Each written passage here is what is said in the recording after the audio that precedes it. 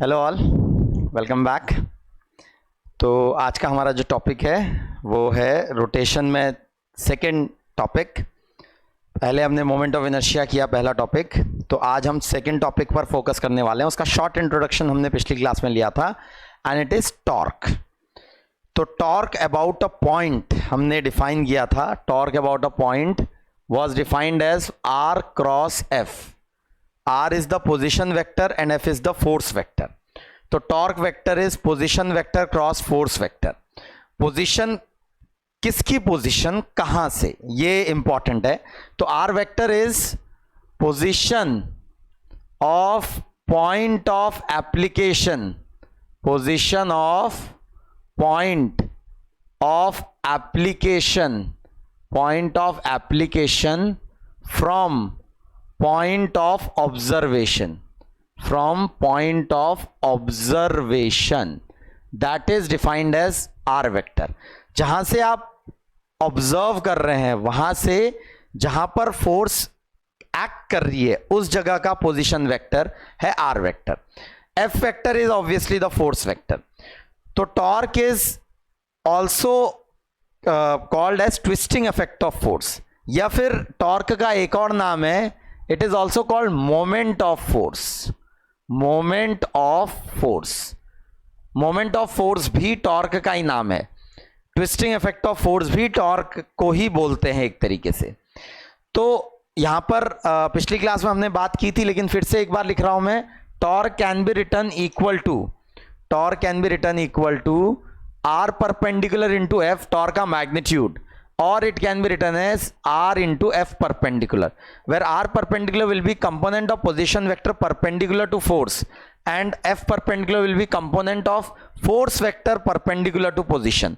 तो ये दोनों आपको देखने आने चाहिए। Torque is r perpendicular into f या r into f perpendicular। तो ये दोनों चीजें अच्छे से क्लियर होनी चाहिए। ये हम क्वेश्चन करेंगे इस पर बेस्ड। तो इसके अलावा एक छोटा सा टॉपिक और देखा था, torque about an axis. Torque about an axis में स्क्यू फोर्स पर हमें ध्यान देना होता है, तो वो सीखेंगे हम धीरे धीरे। तो जैसे इसमें जो हमारी सीपीएस है उसमें देखेंगे। तो पहला क्वेश्चन है, point of mass m is release from the vertical plane from a point p at x is equal to x not.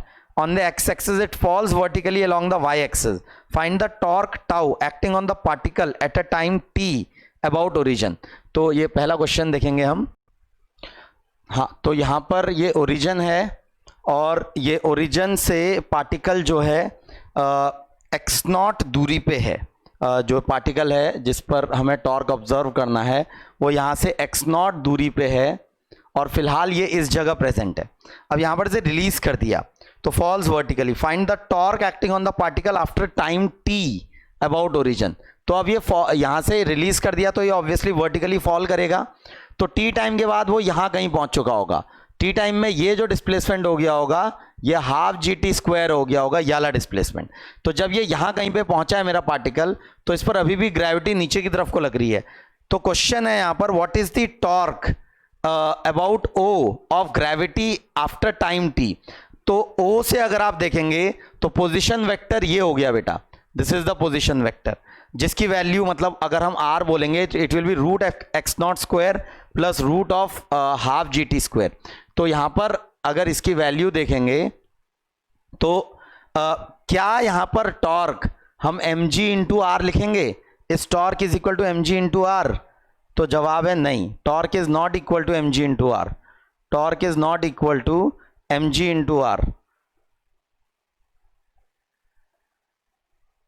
तो यहां पर अगर देखें तो आप सीधे सीधे mg को पोजीशन वेक्टर से मल्टीप्लाई नहीं कर सकते। तो या तो आपको पोजीशन वेक्टर के कंपोनेंट तोड़ने पड़ेंगे या फिर mg के कंपोनेंट तोड़ने पड़ेंगे।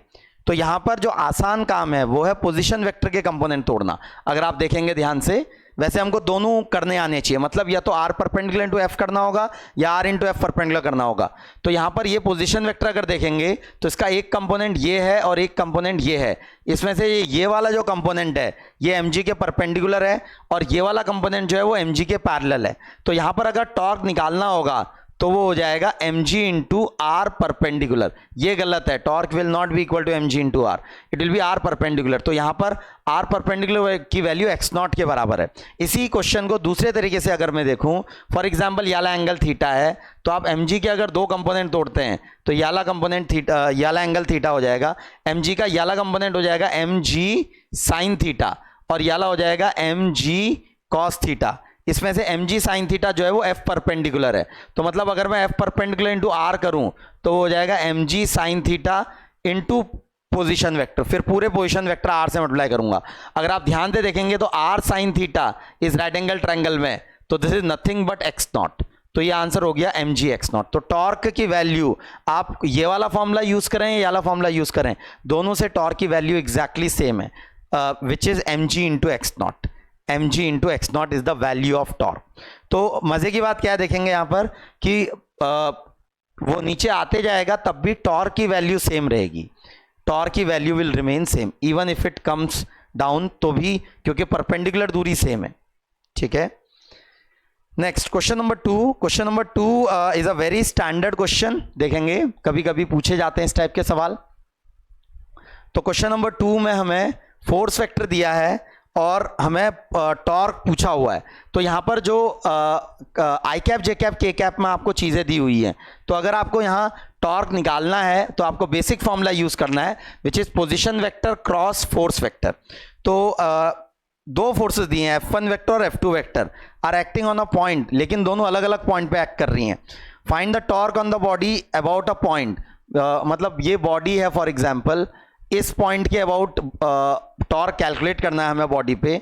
ये पॉइंट है -1,0,1। अब ये वाला पॉइंट जिस पे F1 लग रही है वो है 1,1,0, so this is F1 vector, और ये वाला हो जाएगा R1 वेक्टर। तो अगर ये देखेंगे ध्यान से तो फिर और दूसरी कोई दूसरा पॉइंट है विच इज 0,1,2, और ये यहां से हो जाएगा R2 वेक्टर। ये यहां पर लग रही है जो भी F2 वेक्टर जो भी लग रहा है। तो अगर आपको बेटा नेट टॉर्क निकालना है तो आपको इसका टॉर्क अलग से और इसका टॉर्क अलग से निकालना पड़ेगा। तो जो τ1 हो जाएगा it will B R1 vector cross F1 vector. Now how much is R1 vector? R1 vector is final minus initial, final position minus initial position. तो ये वाले की पोजीशन वेक्टर माइनस याले की position vector, that will be the position vector for calculating torque from point of observation two point of application. तो this minus this करेंगे अगर, तो ये आएगा 2i cap 1 minus 1 plus j cap minus k cap. तो this cross F1 vector जो दिया है हमें यहाँ, it is given 2i cap minus 5j cap minus 6k cap. तो दिस इज F1 वेक्टर।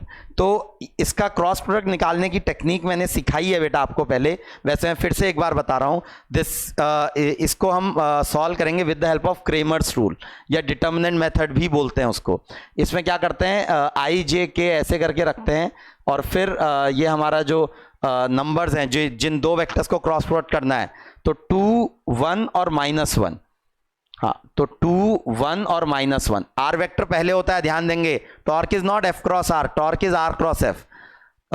और ये दूसरा हो जाएगा 2 -5 -6। तो यहां पर से तरीका जो है वो है आई कैप निकालने के लिए आप आई कैप वाली रो को ढकेंगे तो ये नंबर्स नजर आएंगे, तो this into this minus this into this, तो -6 माइनस ऑफ +5। मतलब अगर ये वाली रो को ढकेंगे तो this into this minus this into this. दूसरा आई कैप के साथ प्लस है तो जे कैप के साथ माइनस होता है। सेकेंड टर्म को ढकेंगे तो this into this minus this into this, तो -12 +2, क्योंकि माइनस माइनस प्लस हो जाएगा। फिर प्लस के कैप करना होता है, प्लस के कैप करेंगे तो के कैप का टर्म निकालने के लिए तीसरी रो को ढकते हैं, this into this which is -10 minus of 2। तो अगर इसका निकालेंगे ध्यान से तो आ जाएगा -11 आई कैप प्लस 10 जे कैप -12 के कैप। ये आ रहा है बेटा τ1 वेक्टर, मतलब torque due to first force, ये निकल के आ रहा है। Now torque due to second force निकालना है फिर से, तो τ2 अलग से निकालना होगा। It will B R2 vector cross F vector. R2 vector हो जाएगा ये final position vector minus initial position vector, तो ये हो जाएगा 0 -1 आई कैप आ जाएगा प्लस जे कैप आ जाएगा प्लस के कैप, और क्रॉस प्रोडक्ट करना है F2 वेक्टर के साथ।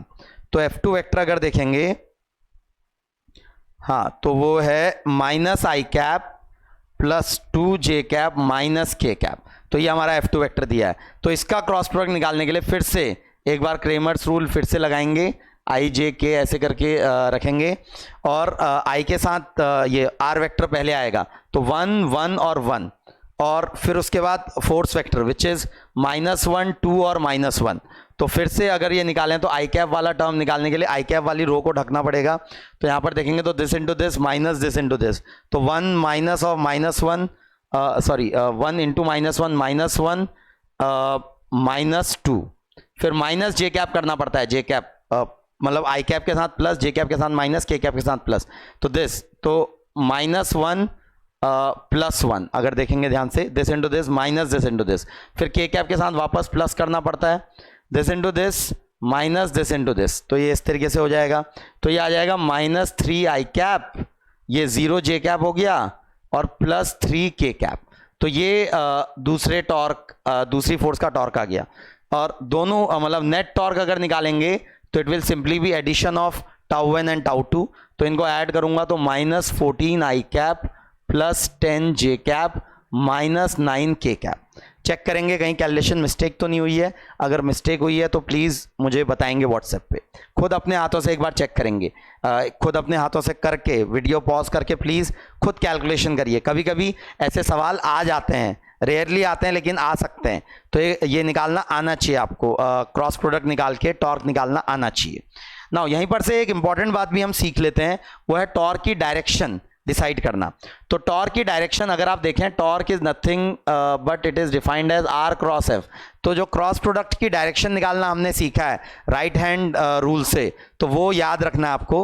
तो place the fingers of right hand along first vector, first vector is position vector, and curl through smaller angle towards second vector. तो स्मॉलर एंगल तो ऐसे, तो ये अगर देखेंगे तो इस वाले केस में जैसे F1 वेक्टर अगर इस तरफ है फॉर एग्जांपल, तो इसका टॉर्क ऐसे होगा।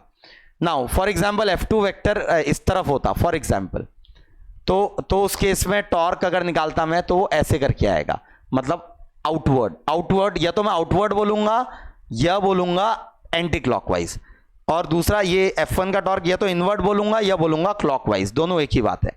आउटवर्ड या एंटी क्लॉकवाइज, इनवर्ड या क्लॉकवाइज, दोनों एक ही बात है। तो टॉर्क की इस तरीके से डायरेक्शन देखनी आनी चाहिए आपको। नाउ अगला क्वेश्चन देखेंगे। अगला क्वेश्चन भी आसान है, ज्यादा मुश्किल नहीं है लेकिन इंपॉर्टेंट है, देखेंगे। तो बोल रहा है एक प्रोजेक्टाइल है, क्वेश्चन नंबर 3, एक प्रोजेक्टाइल है, उसको प्रोजेक्ट किया गया है पॉइंट P से, P पॉइंट से प्रोजेक्ट किया गया है विथ इनिशियल वेलोसिटी V0। तो V0 वेलोसिटी से प्रोजेक्ट किया है at an angle theta with horizontal. तो फिर ये क्या करेगा, ये ऐसे करके मतलब इस तरीके से ये प्रोजेक्टाइल मोशन करेगा। नाउ बोल रहा है particle of mass m is projected with velocity v0 from a point p on a horizontal ground making angle theta with horizontal. Find out the torque about the point of projection acting on the particle when it is at the maximum height. जब maximum height पे है तब point of projection के about ये p मतलब p point of projection है, और ये मैक्सिमम हाइट पे जब है h पे, तब आपको टॉर्क बताना है p पॉइंट के अबाउट।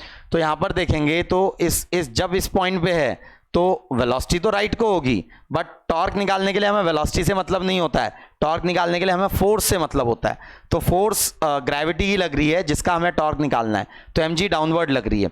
तो यहाँ से यहाँ पोजीशन वेक्टर देखेंगे तो this will be the position vector. तो पोजीशन वेक्टर को दो कंपोनेंट में तोड़ा जा सकता है, दिस एंड दिस। तो या तो यहाँ पर अगर हमें टॉर्क निकालना है तो या तो मैं यूज कर सकता हूँ r परपेंडिकुलर इंटू एफ, या यूज कर सकता हूँ f परपेंडिकुलर इंटू r। यह आपको समझ में आना चाहिए कि कौन सा वाला फॉर्मूला यहाँ पर ज़्यादा बेटर रहेगा, कौन सा वाला फॉर्मूला ज़्यादा यूजफुल रहेगा। तो ये अगर ध्यान से देखें आप, तो यहाँ पर आप r परपेंडिकुलर इंटू एफ वाला फॉर्मूला ज़्यादा ईजी है, क्योंकि r परपेंडिकुलर की वैल्यू आपको पता है। f के अगर आप कंपोनेंट तोड़ेंगे तो f का कंपोनेंट आपको पता करना पड़ेगा, साइन थीटा वगैरह, लेकिन r परपेंडिकुलर आपको दिख रहा है पहले से, इट इज पूरी रेंज का आधा। तो इसलिए यहां पर ज्यादा बेटर फॉर्मूला रहेगा r परपेंडिकुलर इंटू एफ। तो टॉर्क अगर मैं निकालूं तो आर परपेंडिकुलर की वैल्यू हो जाएगी रेंज की आधी। डायरेक्शन देखूंगा तो डायरेक्शन तो ये है, ये दिख रही है direction, position vector cross force vector, तो ये स्मॉलर एंगल से टुवर्ड्स फोर्स वेक्टर, तो इनवर्ट डायरेक्शन है या फिर क्लॉकवाइज डायरेक्शन है। दूसरा मैग्नीट्यूड अगर निकालूंगा तो वो हो जाएगा R perpendicular which is range का आधा, रेंज होता है u square sine 2 theta by g, तो u square sine 2 theta by 2g हो जाएगा उसका आधा range, into gravity which is mg, और ये डायरेक्शन हो जाएगी इस तरीके से क्लॉकवाइज। क्लॉकवाइज या इनवर्ड एक ही बात है। तो ये अगर देखेंगे तो ये हमारी फोर्स, ये इस फोर्स का टॉर्क निकल के आ जाएगा about point of projection. Similarly question number 4 है 5 है, दोनों आसान सवाल है बेटा, ज्यादा मुश्किल नहीं है, देखेंगे दोनों को। क्वेश्चन नंबर 4 देखें तो फोर्थ क्वेश्चन में हमारी जो फोर्स है, फोर्थ क्वेश्चन में अगर देखें तो जो हमारी फोर्स है वो लग रही है एट पॉइंट 1,1, तो this is point of application of force, और इसकी जो मतलब ये फोर्स है F√3 I cap plus 5J cap, ये फोर्स है हमारी। तो अगर ये ध्यान से देखेंगे तो ये एक्स एक्सिस से 30 डिग्री एंगल भी बना रही है, दिख रहा है tan theta is Fy upon Fx which is 5/5√3 which is 1/√3, तो ये दिख रहा है यहाँ पर से। अब यहाँ पर दो पॉइंट है हमारे, एक है 3 पॉइंट है एक्चुअली, एक O पॉइंट है, एक A पॉइंट है और एक B पॉइंट है। तो हमसे यहाँ पूछा हुआ है तीनों पॉइंट के अबाउट, ठीक है, तीनों पॉइंट के अबाउट। B पॉइंट यहाँ से 60 डिग्री एंगल बना रहा है, तो हमें तीनों पॉइंट के अबाउट टॉर्क निकालना है। तो पहले O पॉइंट के अबाउट देखेंगे, तो O पॉइंट अगर देखेंगे, टॉर्क अबाउट O, तो O के अबाउट देखेंगे तो ये हमारा पोजीशन वेक्टर हो जाएगा। तो पोजीशन वेक्टर हो जाएगा, ये 1,1 है ये पॉइंट, तो पोजीशन वेक्टर हो जाएगा टॉर्क अबाउट O।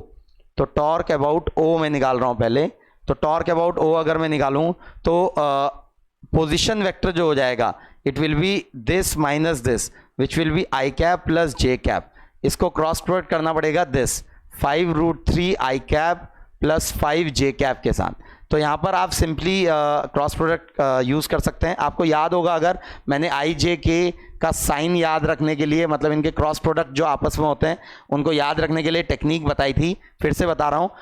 क्लॉकवाइज मतलब ऐसे रखेंगे IJK को, क्लॉकवाइज पॉजिटिव है हमारे लिए, एंटी क्लॉकवाइज नेगेटिव है। I cross J is equal two plus K, J cross K is equal two plus I, K cross I is equal two plus J। तो यहाँ देखेंगे तो I क्रॉस I तो 0 हो गया पहला टर्म, फिर I क्रॉस J हो गया K, तो ये हो गया 5K कैप, और J क्रॉस I हो जाएगा माइनस K, तो ये हो जाएगा minus 5√3 K cap. J cross J हो जाएगा 0, तो ये हो जाएगा 5 common 1 minus √3 K cap. So this will B torque about point O। तो O पॉइंट के अबाउट टॉर्क ये हो जाएगा। नाउ B पॉइंट के अबाउट टॉर्क निकालना है, A पॉइंट के अबाउट पहले। A पॉइंट यहाँ पर 1,0 है एक तरीके से, तो A पॉइंट के अबाउट पोजीशन वेक्टर बेटा ये हो जाएगा। तो A पॉइंट के अबाउट अगर टॉर्क निकालना चाहूँ मैं, तो torque about A that will be equal to ये position vector cross force vector. तो पोजीशन वेक्टर अभी हो जाएगा केवल J कैप हो जाएगा पोजीशन वेक्टर। तो J cap cross 5√3 I cap plus 5J cap. तो J क्रॉस I करेंगे तो वो माइनस K कैप आएगा। आप ऐसे भी देख सकते हैं, J मतलब इसका क्रॉस प्रोडक्ट की डायरेक्शन माइनस K कैप आ रही है, तो माइनस 5√3 K कैप, और J क्रॉस J 0 हो जाएगा। तो टॉर्क अबाउट पॉइंट A आ गया माइनस 5√3 K कैप। यहाँ पर टॉर्क अबाउट पॉइंट B अगर देखना है तो पहली बात ये अगर देखेंगे, ये 60 डिग्री है तो ये वाला 60 डिग्री हो जाएगा, ये 1 है तो ये वाली दूरी जो हो जाएगी it will B tan 60 degree is perpendicular upon base, तो tan 60 डिग्री इज 1/y, तो ये √3 हो जाएगा, तो y की वैल्यू हो जाएगी 1/√3, तो ये 1/√3 हो गया। तो एक तरीके से ये जो वेक्टर हो जाएगा एक तरीके से, तो इसका अगर या तो मैं ये क्रॉस प्रोडक्ट से कर सकता हूँ, मतलब ये पोजीशन वेक्टर लिख के विच is minus 1/√3 I cap plus 1J cap, बिल्कुल ऐसे कर सकता हूं मैं, और फिर उसको क्रॉस प्रोडक्ट कर दूं 5√3 I cap plus 5J cap से। लेकिन यहां पर अगर देखें आप ध्यान से, तो ये पूरा एंगल 90 डिग्री दिख रहा है, तो इसका मतलब पोजीशन वेक्टर और फोर्स वेक्टर एक दूसरे के परपेंडिकुलर हैं।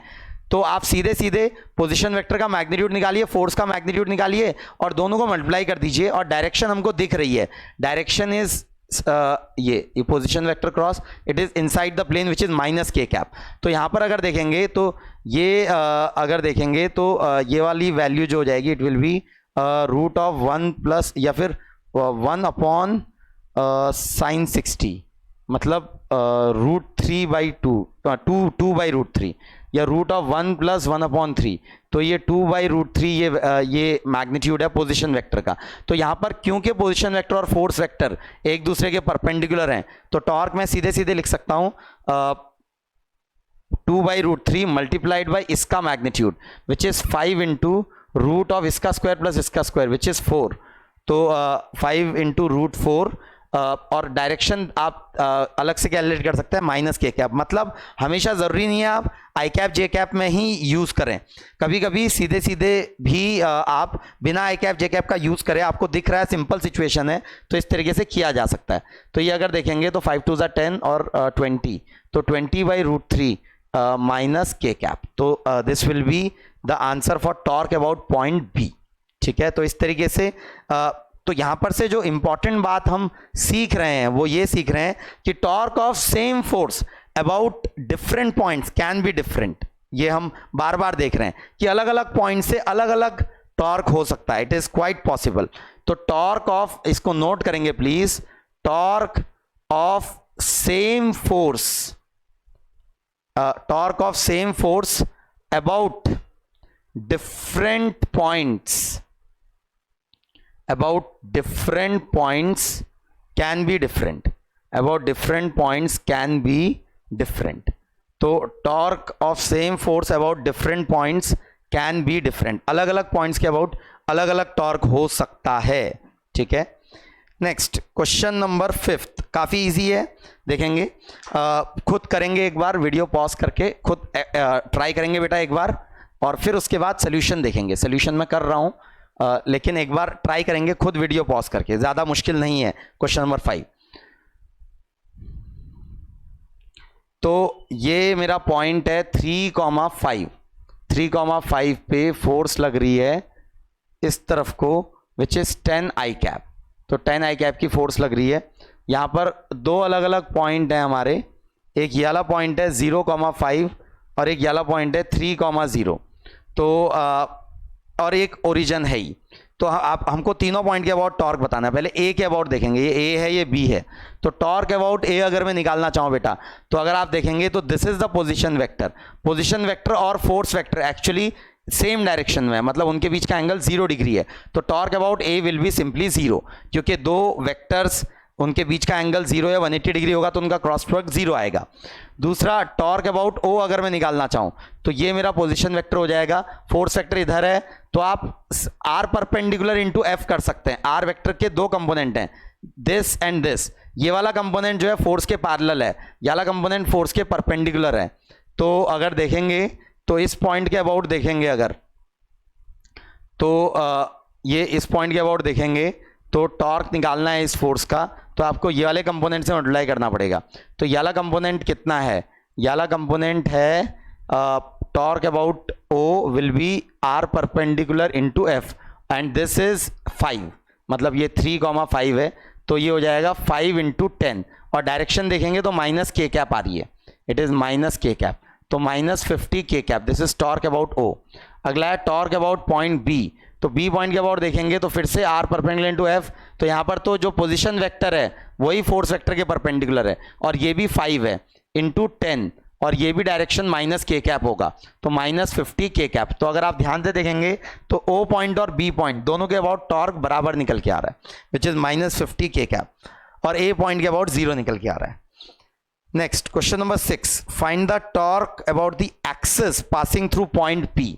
नाउ एक्सिस के अबाउट टॉर्क निकालना है। क्वेश्चन नंबर 6 में देखेंगे अगर तो अबाउट एन एक्सिस, तो एक्सिस के बारे में हमने बात की थी। एक्सिस के अबाउट टॉर्क निकालने के लिए केवल स्क्यू फोर्सेस टॉर्क पैदा कर सकती हैं।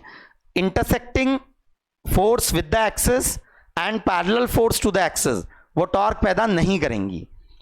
Force intersecting with the axis and force passing through the and force parallel to axis वो टॉर्क पैदा नहीं कर सकती।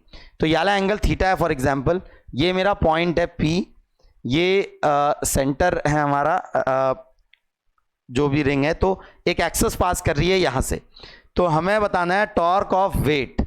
तो ग्रेविटी अगर देखेंगे बेटा, तो ग्रेविटी के अगर ध्यान से देखेंगे तो एक्सेस ये है और ग्रेविटी ये है, तो ग्रेविटी के मैं दो कंपोनेंट तोड़ सकता हूं, इस तरफ और इस तरफ। ये थीटा है 90 माइनस थीटा, ये थीटा, तो ये वाला कंपोनेंट हो जाएगा एम जी कॉस थीटा और ये हो जाएगा एम जी साइन थीटा। अगर आप ध्यान से देखेंगे तो m g cos theta component is intersecting with axis of rotation, तो torque due to m g cos theta will be zero, m g cos theta के द्वारा जीरो टॉर्क होगा।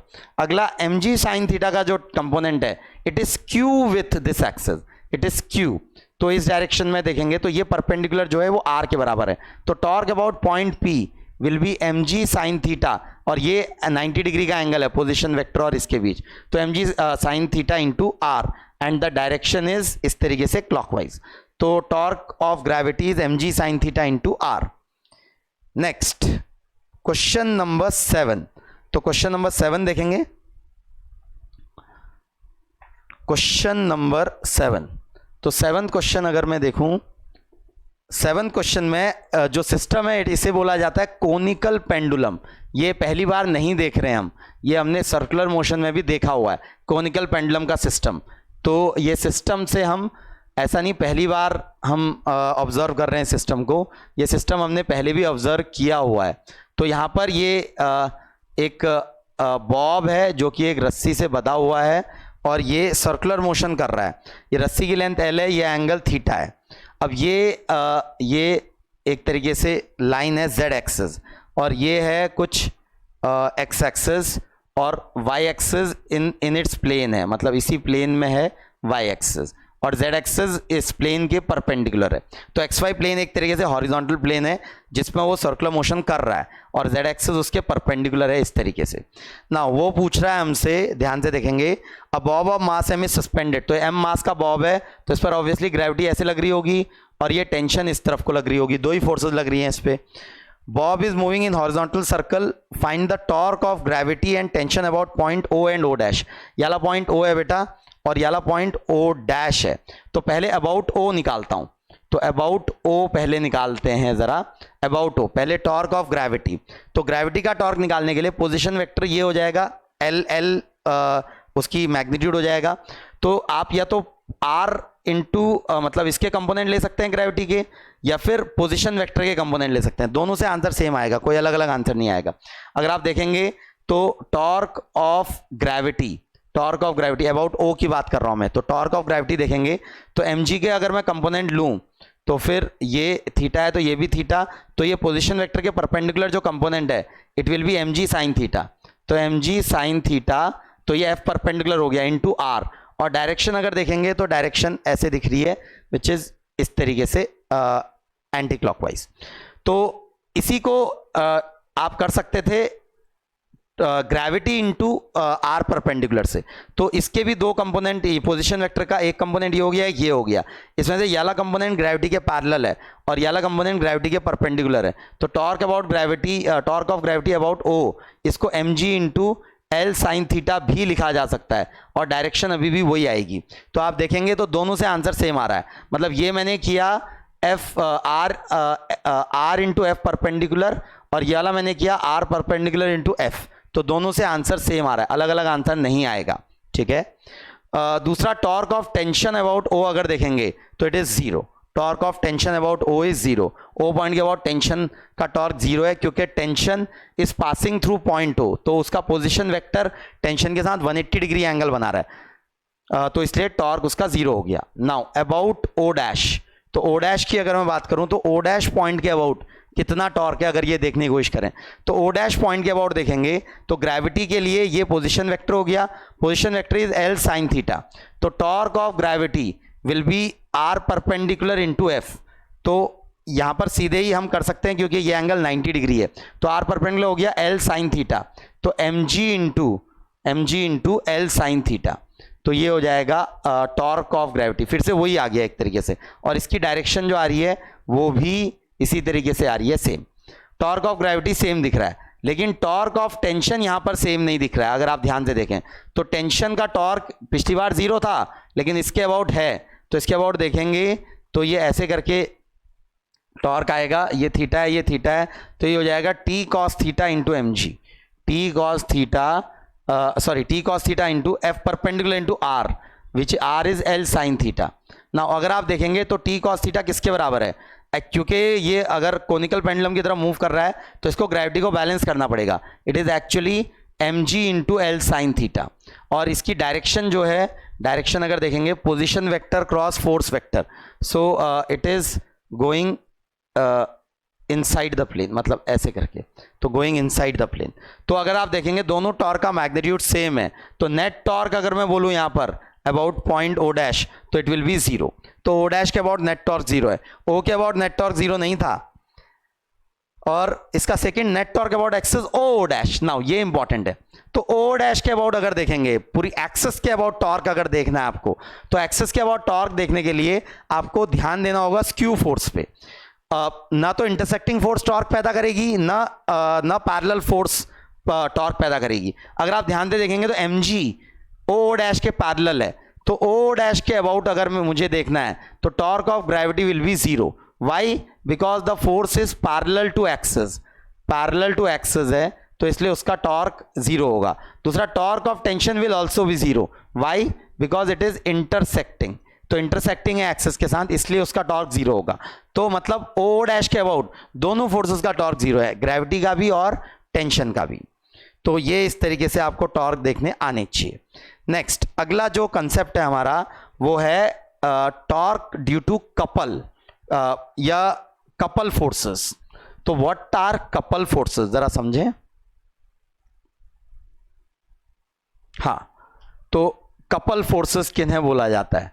तो कपल फोर्सेस ऐसी फोर्सेस होती हैं जो इक्वल इन मैग्नीट्यूड होती हैं और अपोजिट इन डायरेक्शन होती हैं।